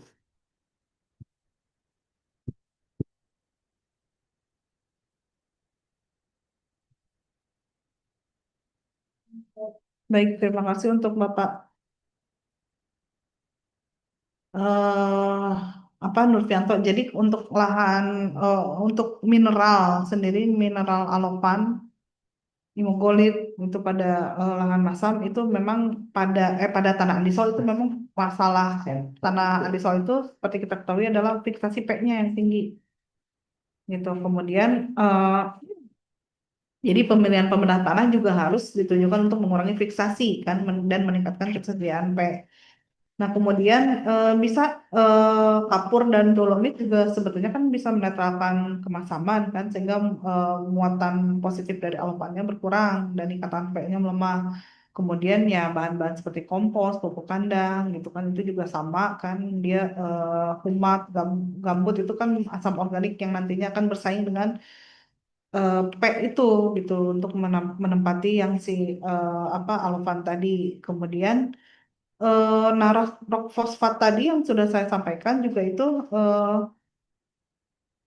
apa itu merupakan pupuk fosfat yang lambat larut. Jadi, nah ini juga sama lebih baik dalam pemilihan P-nya itu adalah P yang lambat larut. Jadi sehingga tidak menambah justru malah menambah ini kan menambah eh, P dalam secara secara sporadis gitu. Jadi lebih baik yang eh, P-nya itu dalam bentuk rok fosfat. Nah, kemudian pembenah berbahan Ca atau misalnya sekarang juga banyak silikat itu juga sama itu nanti Si itu kan akan terjadi persaingan untuk menempati si muatan P gitu. Jadi sehingga si P-nya akan keluar digantikan dengan mineral tadi gitu kan silikat.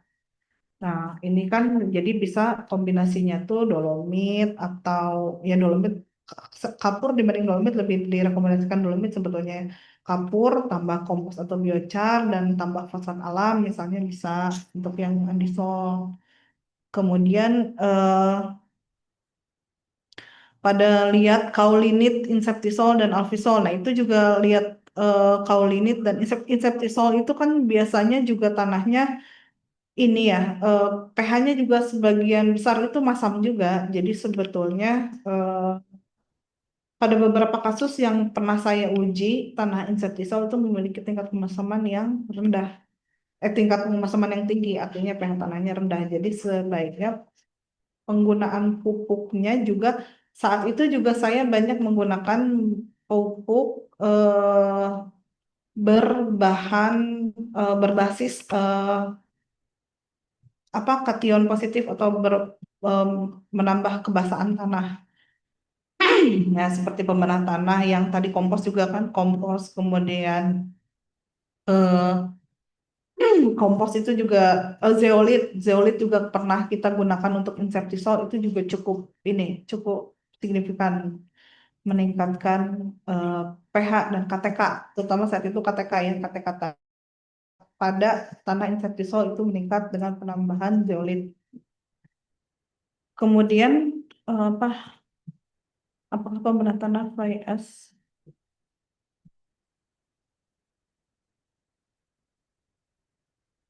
untuk tanah tanah rawa.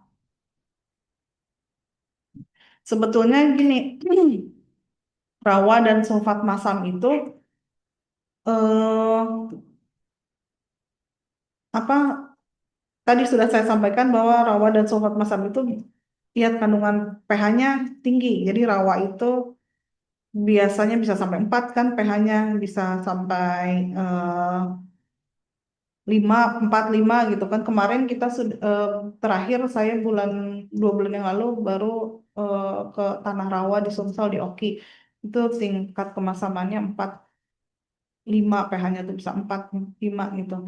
Nah, itu berarti kan salah satu treatment yang harus diberikan adalah bahan baku yang menambah bersifat basah artinya. Nah, fly ash sendiri sebetulnya memiliki potensi untuk dikembangkan dan menetralisir kemasaman tanah tadi gitu. Kemudian karena si fly ash sendiri bisa berperan mirip seperti kapur, menaikkan pH dan menekan kelarutan Fe dan Al. Jadi itu salah satu, dan hanya mungkin kalau di rawa itu sebaiknya yang bottom S-nya misalnya atau fabanya gitu. Kalau fly ash-nya kan memiliki muatan yang lebih ringan ya. Jadi untuk aplikasinya mungkin agak sulit kecuali kalau misalnya dicampurkan dengan pupuk yang lain, contoh misalnya pupuk yang lebih padat atau kompos misalnya. Tapi kalau fabanya sendiri dan bottom S itu dia relatif lebih padat, jadi tidak terlalu ringan seperti fly ash. Kemudian ya mungkin itu Pak Tia yang dapat saya sampaikan. Terima kasih Bu Kiki. Mudah-mudahan jawabannya sudah sesuai dengan apa yang dikehendaki oleh Pak Nurpianto. Ini ada yang raise hand dari petani primitive channel. Silakan bisa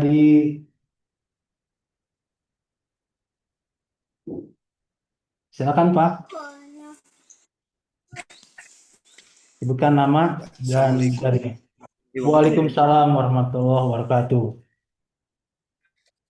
Ya, Perkenalkan, nama saya Ari Mundari dari Cibatu Garut, Pak, petani pepaya.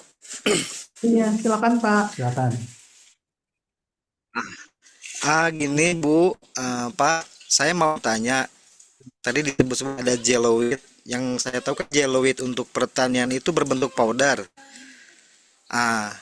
Kalau Zui itu Pak, buat kucing tuh Pak, buat kotoran kucing itu sama Pak, yellowweednya.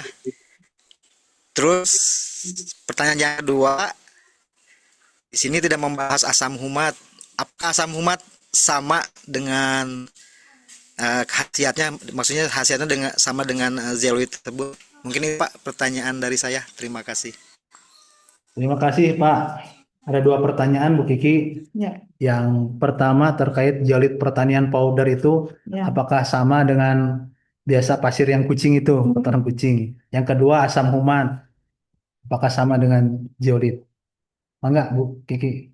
Ya, jadi begini Pak, zeolit itu mungkin yang Bapak temui powder, tapi sebetulnya mineralnya sendiri itu tidak powder yang tadi sudah saya perlihatkan. Nah, zeolit yang powder Bapak lihat itu adalah zeolit yang sudah dihaluskan. Jadi apa fungsinya? Kenapa ada zeolit yang dipowderkan? Itu untuk menambah luas permukaan. Jadi semakin halus suatu benda, jadi prinsipnya kan semakin halus suatu benda, luas permukaannya semakin besar. Semakin besar luas permukaan artinya dia semakin banyak mengikat unsur gitu kan. Makanya ada bentuk zeolit yang dipowderkan gitu. Sebetulnya kalau bentuk mineral aslinya ya seperti yang tadi, bentuk padatan tadi gitu. Nah, kemudian eh, apakah sama apakah sama zeolit yang untuk pertanian dengan cat litter itu kan yang untuk biasa digunakan untuk hmm, apa kucing tadi cat litter. Nah, itu sebetulnya kalau dari unsur ininya bahannya itu adalah sama. Jadi bahan utamanya itu adalah sama-sama zeolit yang mengandung dari aluminium silikat berpori itu dari zeolit alam. Nah, tetapi mungkin kalau untuk cat litter itu ada ya bahan baku dasarnya memang sama itu karena sama-sama zeolit itu. Mungkin untuk zeolit yang untuk cat litter itu biasanya ditambahkan untuk bahan-bahan penyerap bau dan sebagainya. Karena kan itu biasanya digunakan untuk ya menyerap kotoran dan sebagainya. Ya itu mungkin ada penambahan di penambahan bahan kimia di dalam si zeolit tersebut gitu. Tapi mineralnya, kalau mineralnya ya mineral yang sama gitu. Ya mungkin ada tambahan saja penyerap bau, misalnya penyerap apa gitu. Terutama untuk itu menghilangkan bau biasanya kalau yang kucing. Kemudian untuk asam humat, apakah sama dengan zeolit? Asam humat itu adalah asam-asam yang dihasilkan dari bahan organik. Jadi eh, contohnya asam humat, asam sulfat itu adalah asam-asam yang dihasilkan dari bahan organik, kompos dan sebagainya, misalnya pupuk organik dan sebagainya itu mengandung asam-asam organik seperti asam humat dan asam sulfat. Nah, di mana asam humat tersebut itu memang lebih jadi kalau kita gini big big big picture-nya itu adalah bahan organik itu mengandung karbon C organik. Nah, di dalam C organik tersebut ada kandungan asam humat, asam sulfat gitu. Nah, itu adalah asam humat ini adalah bahan yang lebih reaktif dari si bahan organik tersebut gitu. Jadi asam humat adalah asam-asam yang terkandung di dalam bahan organik seperti itu mudahnya. Terima kasih Pak. Ya, mungkin lanjutnya. Oke, Bu Kiki, mudah-mudahan sesuai apa yang dijawab. Pertanyaan selanjutnya dari chatroom dari Muhammad Nur Eka Kusuma Hendra. Ini pertanyaannya, mohon dikirim terkait panduan pembuatan pupuk lokal tadi yang disebutkan. Apakah ada link yang bisa diakses? Baik, itu saja. Ya, itu aja. Em, Bapak siapa tadi? Muhammad Nur Eka Oh ya, Kusuma Hendra. untuk Bapak Muhammad Nur Eka Kusuma Nur Hendra, buku yang tadi sudah saya sampaikan. Jadi buku pembuatan judulnya pembuatan bahan baku pembuatan pupuk berbahan baku lokal ya. Salah satu penulisnya juga saya ada Pak Tia juga kebetulan. Nah, itu bisa diakses Bapak Ibu sekalian di BRMP webnya nanti mungkin disampaikan ya BRMP Tanah dan Pupuk bisa di search di Google nanti akan diarahkan ke situ. Jadi BRMP Tanah dan Pupuk ini adalah balai yang berada di bawah BRMP SDLP gitu. Nah, jadi bisa diakses di webnya, dipilih di bagian publikasi. Nanti di bagian publikasi itu ada beberapa buku, termasuk buku rekomendasi pemupukan, termasuk yang tadi sudah disampaikan. Bisa di-download dan itu adalah aksesnya bebas gitu. Bisa di-download buku dalam bentuk PDF-nya, Bapak Ibu sekalian. Jadi di BRMP Tanah dan Pupuk. BRMP Tanah dan Pupuk itu ada di bawah BRMP SDLP, Sumber Daya Lahan Pertanian. Begitu. Baik Bapak Ibu sekalian, pertanyaan selanjutnya. Selanjutnya dari Muhammad Husin, PT Agung Sedayu Group. Ya, Kita ada fotonya ya. Pertanyaannya, apakah, tolong dicek chatroom, ada fotonya. foto. Tanah seperti ini bisa dibenahi dengan pembenah tanah. Apakah lebih baik menggunakan anorganik atau organik? Di Di, chatroom di ya. chatroom, Mas. Nah, terus scroll ke atas. Atas. Nah, ada foto. Nah, ini Oh, kurang jelas emang. kurang jelas fotonya. Itu coba. Nah, apakah lahan ini bagaimana dapat apa pertanyaannya? Hmm. Apakah tanah seperti ini bisa dibenahi dengan pembenah tanah? Ya. Apakah lebih baik menggunakan pupuk organik apa anorganik? Iya baik Bapak Ibu sekalian ini kebetulan nih salah satu ada contohnya. Jadi pupuk seperti ini justru jangan dulu menggunakan pupuk organik, anorganik. Jadi sebelum Bapak Ibu mengolah tanah ini, perbaiki dulu. Ini dari visualnya saja sudah terlihat ya.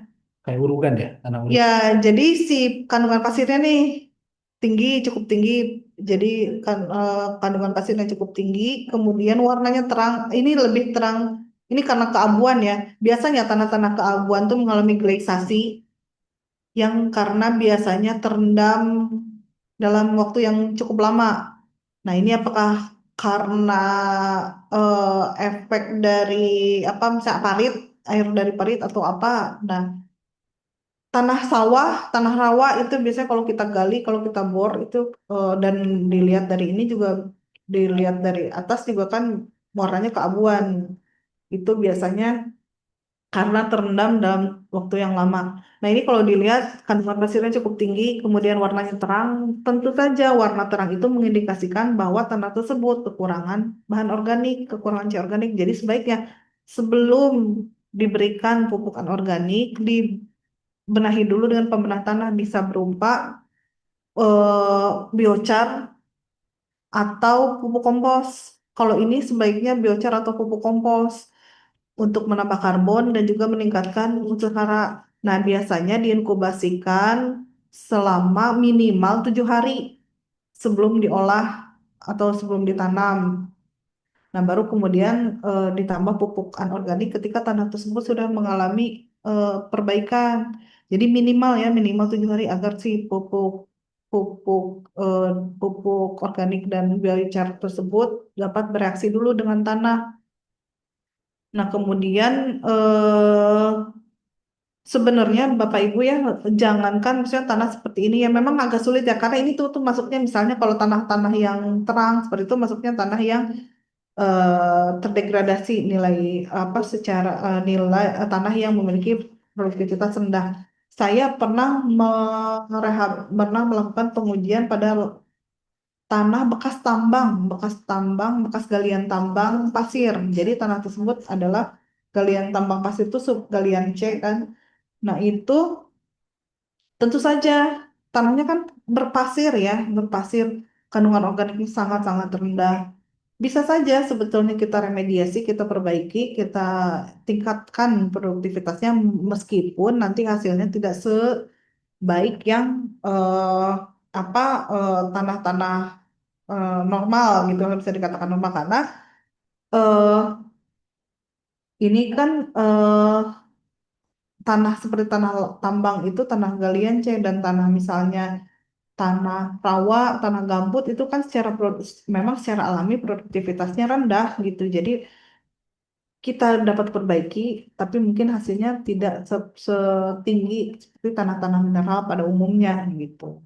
Jadi sebetulnya untuk peluang perbaikan tuh ada saja sebetulnya kalau pertanyaannya seperti itu gitu. Karena lahan bekas pasir pun ibaratnya bisa dimanfaatkan gitu. Ya meskipun nanti pemilihan tanamannya juga harus yang sesuai. Kalau tanam bekas pasir dulu itu kita menggunakan untuk tanaman-tanaman yang kaktus-kaktusan misalnya. Tanaman sekulen, buah naga dan sebagainya. Jadi untuk peluang perbaikan sebetulnya bisa saja seperti gambar yang tadi. Demikian Pak Tia. Terima kasih Bu Kiki. Mudah-mudahan jawabannya sesuai apa yang dikendaki oleh penanya Bapak Muhammad Husin. Baik, di sini ada yang raise hand dari Bapak Apriyadi Agil Firmansyah. Silakan. Silakan, Bapak. Halo, saya terdengar. Halo, Suaranya halo. belum. Ah, ya. Baik. Oke, baik. Saya Priyadi Agil, mahasiswa dari Polinela. Izin bertanya, Bu, kalau misalnya kayak pengaplikasian mikroorganisme seperti Trichoderma dan PGPR itu apakah salah satu bentuk dari pembenah tanah? Terima kasih. Baik.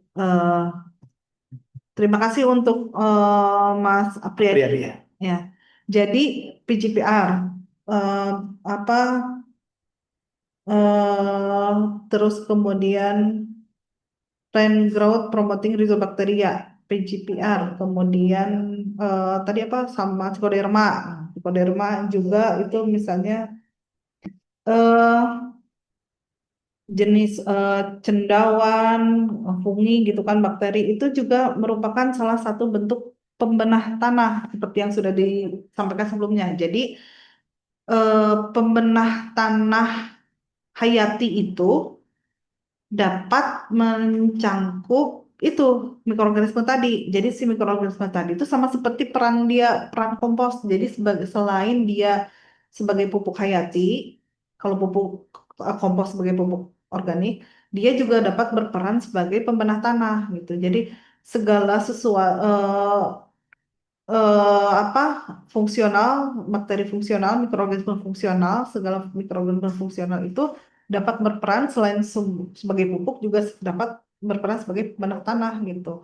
Terutama PGPR gitu kan. Beberapa mikroba yang tergolong ke dalam PGPR itu tentu saja akan dapat dikategorikan juga sebagai pembenah tanah hayati begitu.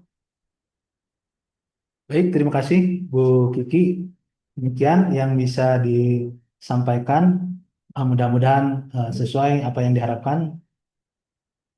Baik, pertanyaan selanjutnya dari Pak Alvito. Beliau menanyakan pengaplikasian pembenah tanah apakah hanya bisa diaplikasikan ketika kondisi atau kualitas tanah sudah dinyatakan menurun atau sakit, atau bisa saja diaplikasikan dalam kondisi tanahnya dikatakan cukup baik. Kondisinya hanya untuk mensubstitusi penggunaan pupuk anorganik.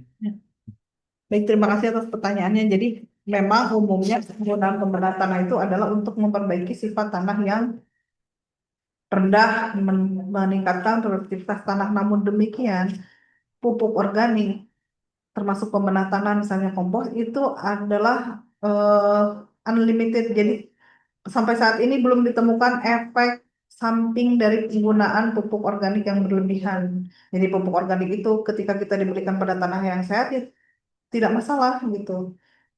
Karena fungsi pupuk organik adalah sebagai pembenah tanah. Jadi tidak semua pembenah tanah ya. Jadi dengan catatan tidak semua pembenah tanah. Salah satunya adalah pupuk organik. Ketika pupuk organik misalnya kita berikan pada tanah yang sudah sehat, ya tidak masalah. Dia akan menambahkan karbon ke dalam tanah, menambahkan unsur hara makro mikro dengan jumlah yang cukup dengan kecil, dengan jumlah yang meskipun hanya kecil tapi dia beragam gitu. Tapi kalau misalnya ya kita tempatkan sesuai tempatnya lah gitu ibaratnya. Jadi kalau kita tanah sehat, kita kasih tanah sudah pH-nya sudah 7 8, kita kasih dolomit, itu tidak banyak berpengaruh juga gitu. Malah akan meningkatkan pH tanah, malah menjadi tanah yang alkali gitu kan. Itu juga tidak ya maksudnya kurang sesuai lah. Jadi untuk tanah sehat pun untuk beberapa kondisi seperti misalnya pupuk kompos, biochar, kemudian pupuk hayati itu bisa ditempatkan untuk tanah-tanah yang sehat, terutama yang tiga itu. Demikian, ya. Terima kasih Bu Kiki. Mudah-mudahan apa yang dijawab sesuai dengan apa yang ditanyakan oleh Pak Alvito. Selanjutnya dari pertanyaan masih di chat room, Ibu Musyarofah Eva. Kebetulan dari NTT nih Bu. Ya, Tanah yang berkapur dan berkarang, adakah metode khusus untuk pengolahan tanah siap tanam? berkapur dan Berkapur dan berkarang. berkarang. Apa sih? Ada Apakah ada metode khususnya itu untuk pengolahan tanah untuk sampai siap tanam?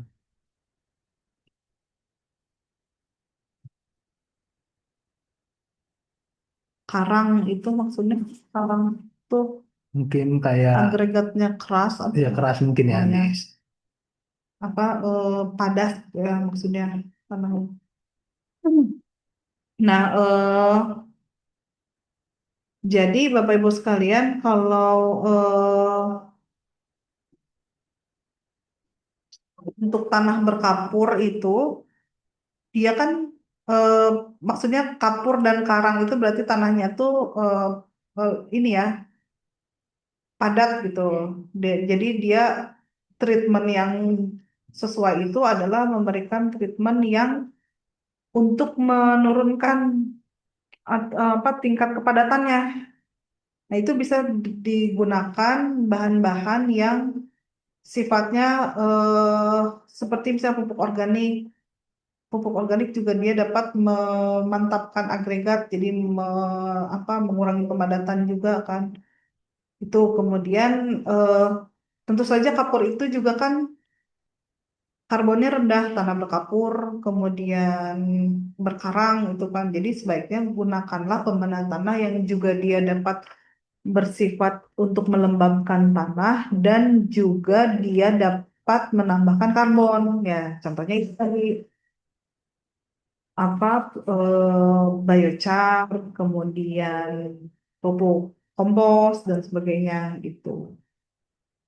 Nah, kemudian dalam pembinaan tanaman juga tentu saja kita sesuaikan dengan tanaman-tanaman yang adaptif karena kalau lahan-lahan wilayah timur itu kan ya karena kondisi iklim dan kondisi tanahnya itu yang cukup biasanya tanahnya memang kalau di Indonesia Timur tuh tanahnya kan tanah alkali ya, pH yang tinggi.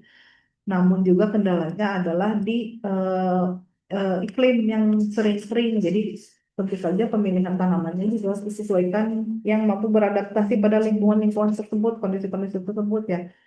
Seperti misalnya apa tanaman-tanaman pohon ya, jambu kan, jambu mete, kelapa dan sebagainya. Kemudian singkong pun sebenarnya masih bisa ya. Jagung pun, jagung pakan kan itu banyak di Indonesia Timur gitu. Nah, untuk tanaman hortikultura itu tentu membutuhkan bahan organik yang lebih tinggi. Jadi untuk pemberian bahan ketika akan menanam tanaman horti di wilayah Indonesia Timur tentu saja effortnya akan lebih tinggi ya. Bahan organik yang sudah tadi saya sampaikan, pupuk kompos dan biochar itu harus diberikan dosis eh, dalam jumlah yang tinggi dan misalnya bisa ditambah dengan mulsa. Jadi mulsa itu berfungsi untuk menurunkan suhu tanah juga kan dan menjaga agar si bahan-bahan organik tadi tidak hilang begitu. Terima Ya, kasih Bu Kiki. Ini ada pertanyaan lagi dari chatroom ya. dari PT Rojo Koyo Manunggal Group.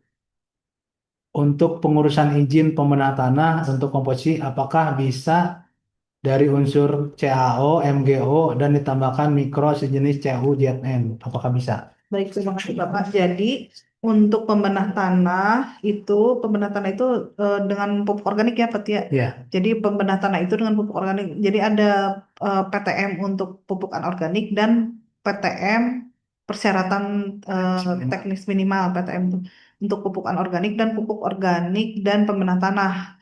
Nah, pembenah tanahnya sendiri pun itu dibagi lagi kategorinya. Jadi ada pembenah tanah apa misalnya dia untuk menaikkan pH, untuk menaikkan KTK itu ada syarat-syaratnya yang harus dipenuhi. Jadi pertanyaannya tadi kan bagaimana apa izinnya ya pengurusan izinnya untuk komposisinya apakah bisa diunsur.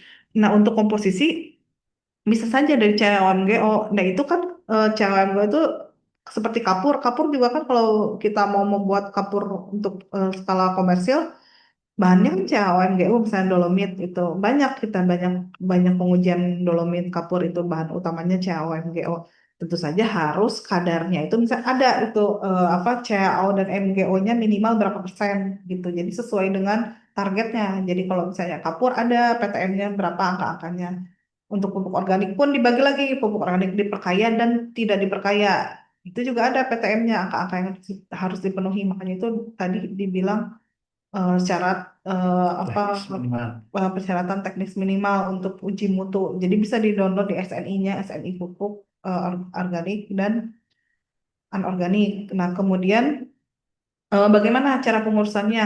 Nah, itu biasanya melalui masih di lingkup Kementerian Pertanian, tapi melalui PSP ya, Dirjen PSP Prasarana dan Sarana Pertanian. Pendaftarannya ada di situ. Nanti dari situ melalui sistem by system sih.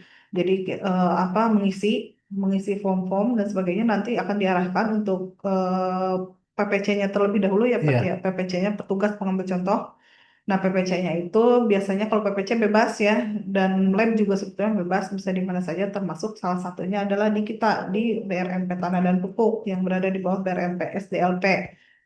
Jadi, ketika sampelnya sudah disampling dengan PPC, jadi bukan sembarang sampling tanah, bukan sembarang sampling pupuk, tapi pupuknya tersebut harus memenuhi kaidah-kaidah pengambilan yang tepat gitu. Jadi tidak asal comot sampel, harus mewakili intinya. Nah, itu biasanya ada petugasnya, petugas pengambil contoh PPC. Kemudian nanti dilabkan si sampel tersebut. Jadi sampel tersebut hanya mewakili sampel yang diambil. Jadi bukan mewakili seluruh keseluruhan produksi Bapak. Jadi ketika misalnya Bapak memproduksi 500 ton, diambil satu sampel, ya itulah satu ton, satu sampel 1 kilo itu mewakili 500 ton tadi, bukan mewakili setiap produksi Bapak gitu.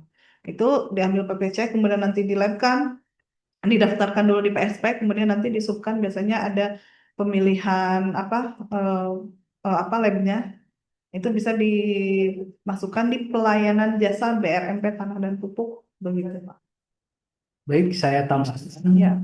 Kebetulan saya sebagai petugas pengambil contoh, jadi misalkan dari Bapak Ibu ingin terkait apa izin edar. Pertama ada di aplikasi yang disampaikan oleh PSP, nanti kita uji mutu. Nah, uji mutu itu harus diambil oleh PPC yang tersertifikat. Jadi tidak bisa PPC yang hanya pelatihan dia langsung mengambil itu karena terkait dengan legal hukum. Nah, setelah diambil baru nanti diujikan di lab yang terakreditasi. Setelah diuji, nanti dia akan ada hasil uji mutunya apakah sesuai dengan PTM atau SNI. Lalu setelah itu ada namanya uji efektivitas. Jadi uji efektivitas itu untuk melihat keefektifan dari pembenahan tanah atau pupuk tersebut. Mungkin itu yang bisa saya tambahkan. Pertanyaan selanjutnya, Bu Kiki mungkin bisa minum dulu. Betul lagi. Ya, satu lagi aja ya, ini mengingat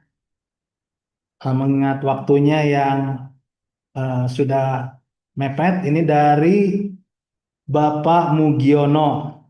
Pertanyaannya, cara merawat merawat tanah liat yang subur biar sehat dan subur terus, bagaimana nih Bu? Cara merawat tanah. Cara merawat tanah liat yang subur supaya subur biar sehat dan subur terus. Jadi tanahnya liat ini supaya menjadi subur. Ya. Baik, terima kasih Bapak. Jadi tanah liat itu tanah liat seperti apa? Jadi begini, eh insektisol, ultisol, itu terutama ultisol itu ciri khasnya adalah tanah dengan kandungan liat yang tinggi, bisa sampai di atas 60% misalnya untuk ultisol. Tapi liatnya di sini, terutama untuk ultisol itu merupakan liat apa? Ada yang disebut dengan koloid. Jadi di dalam liat itu ada yang disebut dengan koloid, bahan aktif di dalam liat. Jadi tidak semata-mata kalau tanah liat itu pasti subur, tidak. Tergantung koloid tanahnya. Jadi kalau koloid tanahnya itu bagus, artinya koloid tanah itu adalah fraksi yang dapat yang tadi di mana tempat pertukaran KTK itu terjadi di dalam koloid tanah.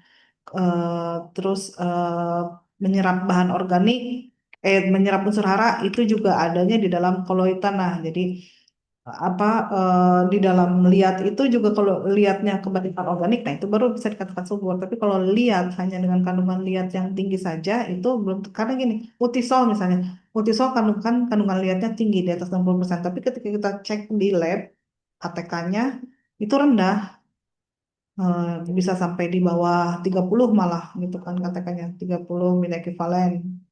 Nah, kemudian KB-nya KTK itu biasanya sejalan dengan KB kejenuhan basah. Nah, itu juga sama, biasanya KB-nya juga apa. Nah, jadi tidak semata-mata tanah liat itu adalah berarti subur. Tanah liat, tanah yang mengandung koloidnya aktif, koloidnya tinggi itu baru dikatakan tanah subur. Tapi kalau memang sudah yakin tanahnya itu adalah liat yang subur, artinya tidak ada faktor pembatas dalam pertumbuhan tanaman selama ini, Bagaimana cara mempertahankannya? Yaitu bahan organik itu harus tetap ada karena bahan organik itu bisa menipis, Pak. Jadi bisa gambut pun kan bisa menipis. Nah, itu bahan organik itu tentu saja kita harus pertahankan agar tetap ada kandungan organik itu. Kemudian apa tanah yang subur itu pasti gembur kan teksturnya. Nah, bagaimana caranya kita mempertahankan kondisi gembur tersebut? Salah satunya misalnya dengan tidak terlalu banyak atau tidak terlalu banyak menggunakan pupuk anorganik karena pupuk anorganik ini dapat memadatkan tanah. Jadi di-maintain terus agar tanah tersebut teksturnya gembur, agar tanah tersebut kandungan cair organiknya banyak. Seperti yang sudah saya sampaikan, pupuk organik sebanyak apapun Bapak berikan sejauh ini belum ada efek samping yang apa gitu terhadap tanaman. Jadi tidak masalah kalau diberikan ke dalam tanah itu jadi pupuk organik, kompos misalnya. Itu bisa saja diberikan ke dalam tanah biochar gitu kan. Jadi dia mempertahankan agar tetap gembur dan juga apa menambahkan unsur hara ke dalam tanah. Demikian mungkin yang dapat saya sampaikan. Mohon apa kurang lebihnya mohon maaf. Terima kasih. Baik, hadirin semua, ada adapun yang dapat kita simpulkan dari sesi diskusi hari ini adalah yang pertama, pemenah tanah merupakan solusi yang penting dalam mendukung pertanian berkelanjutan. Penggunaan pemenah tanah, baik itu organik maupun anorganik, bertujuan untuk memperbaiki sifat fisik, kimia, dan biologi tanah sehingga meningkatkan produktivitas lahan secara berkelanjutan tanpa merusak lingkungan. Yang kedua, pemenah tanah membantu menjaga keseimbangan ekosistem lahan pertanian, penggunaan yang tepat dan terintegritas dengan praktik pertanian ramah lingkungan dapat mendukung ketahanan pangan, efisiensi input pertanian, serta kelestarian sumber daya tanah dalam jangka waktu yang panjang. Terima kasih, apresiasi setinggi-tingginya untuk pembicara kita yang telah berbagi ilmu, dan saya juga mengapresiasi kepada seluruh audien yang telah bergabung dan menyimak dengan antusias. Beri tepuk tangan yang meriah. Mari Bapak Ibu kita beri aplaus pada narasumber dan moderator hari ini yang telah memberikan tambahan ilmu buat kita semua. Sekali lagi terima kasih. Namun sebelum diskusi ini kita tutup, kita akan ada sesi pemotretan. Silakan di on-kan kamera. Oke, semua di on-kan.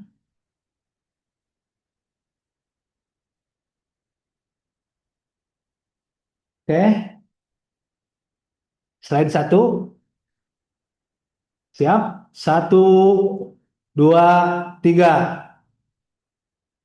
Oke, slide berikutnya. Silakan di on-kan kamera. 1, 2, 3. Baik, slide selanjutnya.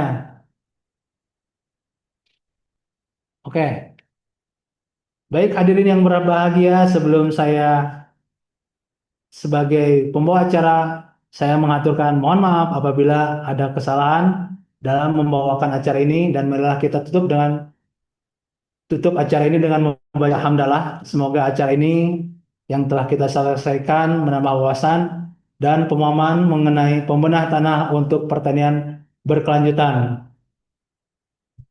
Bapak Ibu, apabila ada hal yang ingin ditanyakan atau dibahas lebih lanjut, bisa hubungi kami melalui media sosial dengan cara menginput dengan @brmp SDL Lahan, dan juga jangan lupa untuk like, comment, and share. Sampai jumpa di acara sosialisasi online berikutnya. Kami akhiri, wabillahi taufiq wal hidayah. Wassalamualaikum warahmatullahi wabarakatuh. Assalamualaikum.